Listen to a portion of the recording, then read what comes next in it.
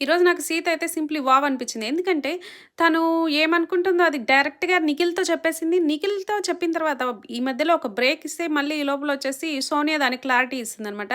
సోనియాకి ఇచ్చి పడేసింది అక్కడ సీత. ఏంటంటే "అసలు నువ్వెందుకు మాట్లాడుతున్నావు? నాకు ప్రాబ్లమ్ విత్ నిఖిల్‌తో కదా! నీకేంటి సంబంధం? నేను నిఖిల్‌కి కదా జీరో వేశాను. నువ్వెందుకు వస్తున్నావు? నువ్వెందుకు ఎక్స్‌ప్లనేషన్ ఇస్తున్నావు?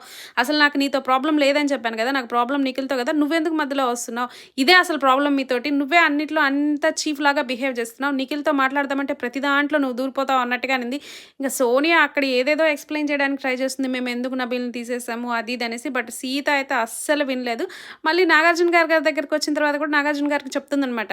"సార్ ఇదే సార్ వీళ్ళతో ప్రాబ్లమ్. నేనేదో నిఖిల్ నాకు జీరో అనిపించి నేను వేస్తే మళ్ళీ తనొచ్చి ఎక్స్‌ప్లనేషన్ అడుగుతుంది. ఇన్‌ఫ్లూయెన్స్ అవుతున్నారు నిఖిల్ అని. నేనంటే ఆ అమ్మాయికేంటి ప్రాబ్లమ్? నాకసలు ఆ అమ్మాయితో ప్రాబ్లమ్ లేదు. నాకు నిఖిల్‌తోనే ప్రాబ్లమ్" అని మళ్ళీ క్లియర్‌గా చెప్పింది. నిజంగా సీత అయితే నాకైతే చాలా నచ్చింది ఇవాళ.